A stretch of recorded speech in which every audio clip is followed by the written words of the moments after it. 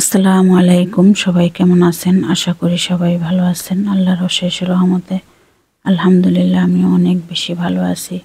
আশা করি আমার ভালোবাসার আপুরা অনেক বেশি ভালো আছেন।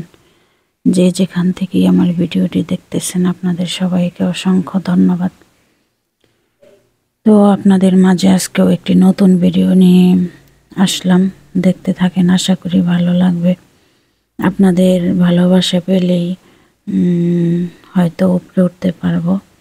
আপনারা যদি পাশে থাকেন, ইনশাল্লাহ আপনারা আমার পাশে থাকবেন, আমিও আপনাদের পাশে থাকবো, এটাই। আর আমার পরিবারে যে আসেন তাদেরকে আমি ফুল ওয়াচ করে দেই, কারণ আমি তো সবেমাত্র কতদিন ধরে চ্যানেল খুলেছি।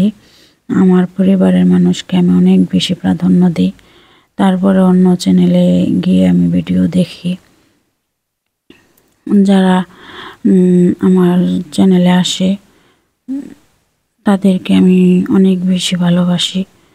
আমি কিন্তু কমেন্ট পড়ি, কমেন্ট পড়ার সাথে সাথেই কিন্তু আমি তাদের চ্যানেলে যাই, গিয়ে আবার তাদের চ্যানেলে আমি ঘুরে আসি। তো আমি তাদেরকেও ভালোবাসা দিয়ে আসি।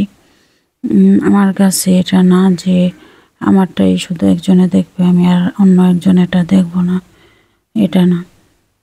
জানি না কত দূর যেতে পারবো, কত দূর এগোতে পারবো, তবে আপনারা যদি আমার পাশে থাকেন তাহলে পারবো।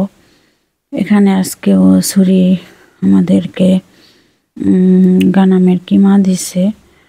তো 2 প্যাকেট কিমা দিয়েছিল, 1 প্যাকেট আমার হাজব্যান্ড আমার ফুফা শ্বশুরকে দিয়ে এসেছে, আর 1 প্যাকেট আমাদের নিয়ে এসেছে। তা আমি এখানে 3 ভাগ করতে চাইছিলাম, তা আমার হাজব্যান্ড আবার বলতেছে না 3 ভাগ করবা কেন, 2 ভাগ করো। তাই 2 ভাগ করে রেখে দিতেছি। তো ছুরিটা অনেক ভালো, ছুরির বউটাও কিন্তু অনেক ভালো। তো আমাকে দিছে যে তার জন্য না, এমনিতেই অনেক ভালো। ওরা আমাদের মার্কেট থেকে সব সময় মাল বানায়, অন্য কারো কাছ থেকে বানায় না।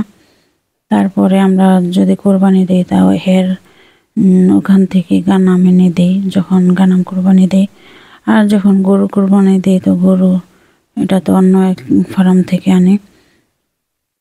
তো আজকে এখানে আমার হাজব্যান্ড দেখেন কত তরতাজা কিছু শাক নিয়ে এসেছে। হয়তো কিছু আপুরা দেখে বলবেন যে শাকগুলোও দেখাইতেছে না। আমরা যারা বিদেশে থাকি তারা কিন্তু তরতাজা জিনিসটা দেখলে অনেক বেশি খুশি হই। আর আমার খুশিটা আপনাদের মাঝে শেয়ার করলাম, কিছু মনে করবেন না। তা আমার কাছে শাকগুলি দেখে অনেক বেশি ভালো লাগতেছে, তাই বললাম যে আমার আপুদের মাঝে আমি দেখিয়ে দিই। এই শাক সবজি কিন্তু এখন সৌদি আরবে চাষ করে, সব কিছুই পাওয়া যায়।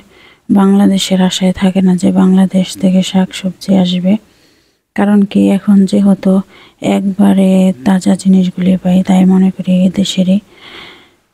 তো এদেশে এখন অনেক শাক সবজি চাষ করেন, এটা তো জানেনি অনেকে। তো আমার শাকগুলি আমি ধুয়ে নিতেছি, রান্না করে ফেলবো। আর আমার ভিডিওটি যদি আপনাদের কাছে একটু ভালো লাগে তাহলে প্লিজ একটা লাইক, একটা কমেন্ট করবেন। আর আপনি যদি আমার চ্যানেলে নতুন হয়ে থাকেন তাহলে প্লিজ একটা সাবস্ক্রাইব করবেন। আর আপনি যদি অলরেডি করে থাকেন আপনাকে অনেক অনেক ধন্যবাদ। এই যে মূলা শাকগুলি আমি সিদ্ধ দেব না, মূলা শাকগুলিকে আমি লবণ দিয়ে ভালো করে চটকিয়ে বিষ পানিটা বের করে ফেলবো। সিদ্ধ করলে এত বেশি ভালো লাগে না। তো যদি বাত্তি শাক হয় তাহলে সিদ্ধ করতে হয়, যেহেতু এগুলি কচিয়া বাত্তি শাক তাই সিদ্ধ করতে হবে না। পানি দিয়ে আমি কচলিয়ে সবুজ পানিটাকে বের করে ফেলতেছি, তারপর আমি রান্না করে ফেলবো। তো জানি না কার কাছে আমার ভিডিওটা কেমন লাগবে, আশা করি ভালো লাগবে। আমার আপুরা আমাকে ম্যানেজ করে নেবে, আমি জানি আমার আপুরা আমাকে অনেক বেশি ভালোবাসে। আমার আপুদের ভালোবাসা না পেলে তো আর ভিডিও বানানোর উৎসাহ পেতাম না। আমার আপুরা ভালোবাসে দেখে আমি ভিডিও বানানোর উৎসাহ পাই। এক এক সময় মনে করি যে না আর করবো না, তারপর আবার যখন দেখি না আমাকে অনেক ভালোবাসে, অনেকেই ভালোবেসে অনেক সুন্দর সুন্দর কমেন্ট করে, তখন আবার বানাই। সত্যি কথা, এটা আমি উপর থেকে বলতেছি না, সত্যি কথা মন থেকেই বলতেছি।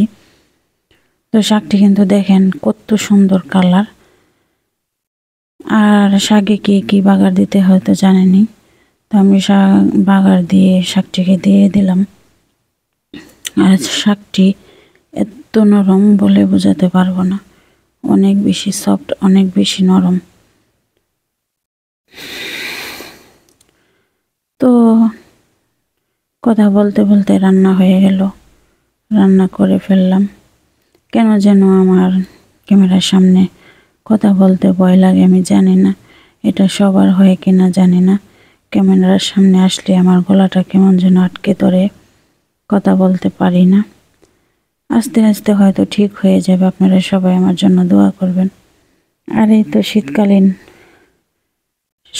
সবজি দিয়ে সাগরের মাছ দিয়ে রান্না করব। শীতকালে এখন তো শীতকাল, শীতকালীন সবজি সবাই খাবে। শীতকালীন সবজি এখন বেশি পাওয়া যায় অ্যাভেলেবেল, তো ভালোই লাগে। তো এই তো আমি মাছটাকে আগেই ভেজে রেখেছিলাম, এত বেশি দেখালাম না, শেয়ার করলাম না, ভিডিওটা অনেক বেশি বড় হয়ে যাবে, তার জন্য শর্টকাটভাবে দেখালাম। তা আমার কথায় যদি কেউ কোনো কষ্ট পেয়ে থাকেন, যদি ভুল কোনো কথা বলি, তাহলে প্লিজ ক্ষমা দৃষ্টিতে দেখবেন। আপনাদের কাছে আমি ক্ষমা প্রার্থী, তো ভুল হলে ক্ষমা করে দিবেন। দেখেন তরকারি টমেটোটা দেওয়ার পরে কিন্তু তরকারিটা কালারটা অন্যরকম হয়ে গেছে, অনেক বেশি ভালো লাগতেছে দেখতে। তো আপনাদের কাছেও আশা করি ভালো লাগবে। তো আজকে আমি ভিডিওটি এখান থেকেই শেষ করলাম। আল্লাহ হাফেজ।